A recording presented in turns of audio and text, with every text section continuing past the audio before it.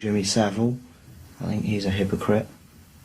Weren't I right? Welcome to Watch Mojo, and today we're looking at individuals who bravely spoke out against some seriously awful celebrities.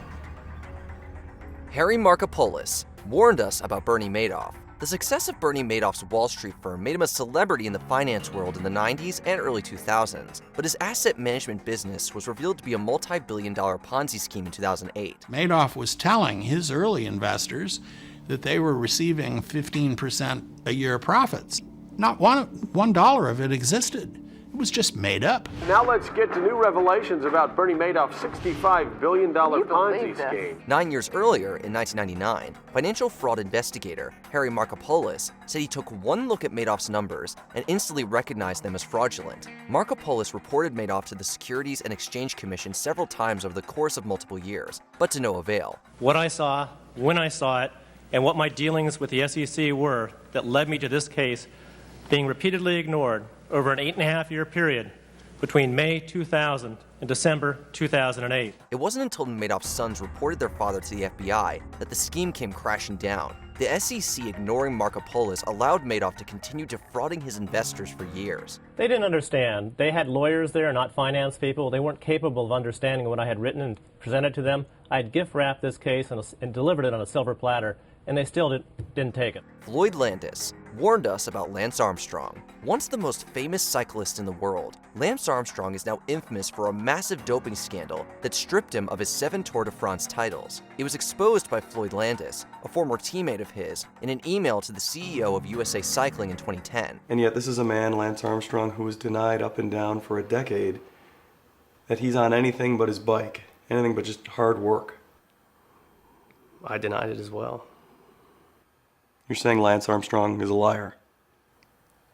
Yes, I suppose if that's the question, yes. At the time, Landis was reeling from the effects of his own doping conviction 3 years earlier, which led to the removal of his 2006 Tour de France title. He has a sense of entitlement that defies any kind of reason. I've never met anyone like it, and I don't hope to meet anyone else like it. After 2 years of investigations, Landis' claims were proven true in one of the most shocking scandals in sports history. It's the very definition of, if I go down, you're coming with me. He blames me, and I guess if he needs to attribute it to somebody directly, then I guess I'm the guy, but I wish he would just, I don't know, I feel bad for him. I wish he would be able to just, move on with his life, but he still kind of resents me, so be it. Danny Gonzalez warned us about Andrew Tate. How did I become rich? Webcam. Definitely gonna need him to elaborate on that a little bit. That's so vague. In 2022, commentary YouTuber Danny Gonzalez posted a seemingly ordinary video discussing an alpha male club known as the War Room. It featured the infamous and divisive social media personality, Andrew Tate. Gonzalez's research revealed a suspicious-sounding webcam studio business that raised red flags for the YouTuber, prompting him to ask in a half-joking manner if Tate's business was fully legal. Gets them to get nasty on camera. I'm not a lawyer, but does this not feel illegal? 10 months later, Tate would be arrested in Romania for human trafficking, among other charges related to this enterprise. The controversial social media influencer Andrew Tate has been arrested in Romania on suspicion of human trafficking. Tate denies the allegations, and the investigation is ongoing. We live in a democratic society where it's innocent until proven guilty. Governor DeSantis saying the brothers are not welcome in Florida. But Danny Gonzalez's video demonstrates that Tate's online presence has been looking suspicious for years. Rita Chatterton warned us about Vince McMahon. I was pretty shocked at that point. We're talking profession here, and suddenly he wants more than just profession. Vince continued to, if you want a $500,000 contract, you're going to have to satisfy me, and this is the way things have to go. Vince McMahon, co-founder and former CEO of the World Wrestling Entertainment, found himself under federal investigation in 2024 and faced allegations of sexual misconduct and trafficking. Over 30 years earlier, in 1992, former wrestling referee Rita Chatterton spoke on Geraldo Rivera's show, Now It Can Be Told. When Vince was said and done, Vince looked at me and said, "Do you remember what I told you about having sexual relationships with anyone? Well, you just did." And he just sat back and had this big smile and this big grin and just started laughing at me. There, she shared her story of how McMahon assaulted in 1986. The news didn't receive much attention at the time, but in 2022, Chatterton once again felt empowered to speak out when more victims began coming forward. Next thing I know, McMahon was in the papers again for paying hush money, and Mr. Reisman called me and asked me a few questions. I answered a few questions for him. Next thing I know, we're in the magazine, and here we are. This time, it was to a more receptive audience. She settled a suit with him. However, the federal probe was reportedly dropped in February 2025. Joan Tarshish warned us about Bill Cosby. You see Bill Cosby your whole life, and every time you see him, he's winning more and more accolades and getting more and more, presidents admire him, and Oprah Winfrey, people that I respect have no clue what the man is really like. Bill Cosby's abhorrent behavior was an open secret in Hollywood for years, but it was Hannibal Buress's soberingly blunt comedy routine in 2014 that made people start taking the allegations against Cosby seriously. Decades earlier, Joan Tarshish apparently told a reporter that Cosby had assaulted her when she was young and trying to make it as a comedy writer. He failed to publish her story, perhaps not wanting to be the one to tarnish the reputation of America's dad. Cosby managed to retain a squeaky clean image until Buress's remarks empowered more victims to come forward in droves, forcing the world to listen to their harrowing stories. I'm having nightmares. I've been waking up at 3 o'clock in the morning, 4 o'clock in the morning, having nightmares, thinking bad things are going to happen. Effie warned us about Armie Hammer. In 2021, an Instagram user known as House of Effie began posting screenshots of disturbing text messages from Call Me By Your Name star Armie Hammer. The account was initially dismissed as baseless celebrity gossip, but something about the specific nature of the messages and truly unsettling content caught people's attention. Yes, I told her that I was unfaithful. What made you be honest in the end? I got to a point where I realized I was becoming someone that I didn't recognize and didn't want to be. Realizing the power of her public statement, the user behind the account came forward in a virtual press conference to add further validity to her claims. I was completely in shock, and I couldn't believe this one I loved did that to me. I tried so hard to justify his actions, even to the point of responding to him in a way that did not reflect my true feelings. Effie claimed Hammer abused and assaulted her throughout their 4-year on and off relationship.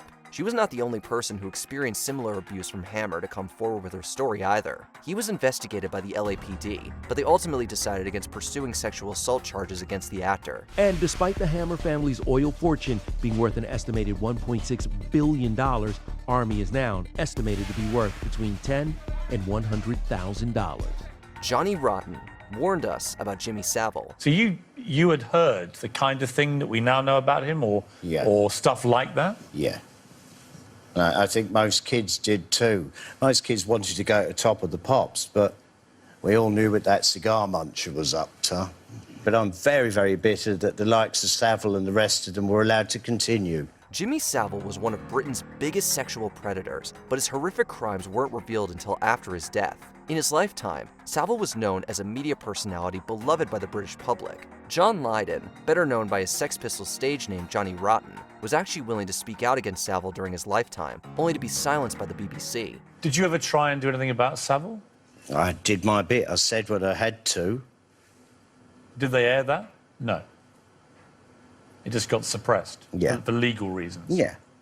And did you meet? I found myself being banned from BBC Radio there for quite a while for my contentious behaviour. A 1978 interview saw the musician calling attention to hush-hush rumors of Savile's behavior, but it was not aired at the time. If Lydon's comments hadn't been censored, Savile could have been exposed decades earlier, saving countless people from his abuse. Did the significance of it grow on you? It's not a throwaway line, but to me it's kind of like, I understand what you're saying, it's flippant, but it's consistent through everything I do. Virginia Giuffre warned us about Jeffrey Epstein. Jeffrey lifts his head up, looks at Ghislaine. Ghislaine looks at him, and I call it the Cheshire cat grin because his face just went like this, and it was like a nod of approval. For 2 years, Virginia Giuffre was trafficked and abused by famed financier Jeffrey Epstein and socialite Ghislaine Maxwell. Epstein's victims have talked about how they weren't sure who this guy was, but because Ghislaine seemed so proper, surely it's got to be legit. Her posh upbringing, her accent, gave this veneer of respectability. Thankfully, she escaped to Australia with her husband in 2002. Grateful for having gotten out, Giuffre stayed under the radar with her family for years, but the birth of her daughter in 2010 pushed her to publicly speak out against the horrific abuse she experienced. It's a completely different person, the person that takes over. You know, very scared of saying the wrong thing, doing the wrong thing, and you do disassociate yourself from who you know you are, but who you have to be. Her brave statements brought widespread media attention to Epstein, who previously only faced lenient punishments for prior legal action taken against him. He was arrested again on trafficking charges in 2019, but was found dead in prison before his case could be prosecuted. Giuffre now runs Speak Out, Act, Reclaim, a nonprofit to support victims of sexual abuse and trafficking. I'm calling BS on this, because that's what it is. He knows what happened. I know what happened. And there's only one of us telling the truth, and I know that's me. Before we continue, be sure to subscribe to our channel and ring the bell to get notified about our latest videos. You have the option to be notified for occasional videos or all of them. If you're on your phone, make sure you go into your settings and switch on notifications. 50 Cent warned us about Diddy. You knew Diddy's character. Right. Yet you said you weren't a part of that lifestyle, you weren't going to the parties. So what makes you so absolutely sure that these kinds of allegations that we've seen against him are true?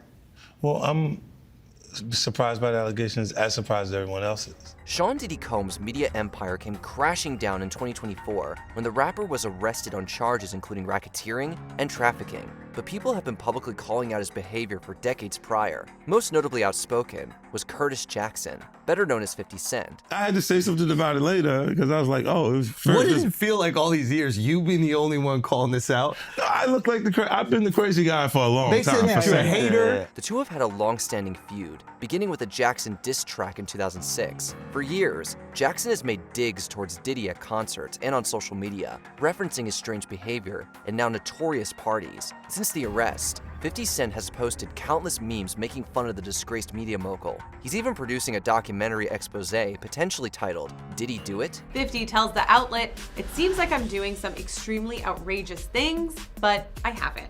It's really me just saying what I've been saying for 10 years. Did you believe their warnings? Let us know in the comments. I'm like, yo, it's just my perspective because I stayed away from that stuff the entire time because this is not my style.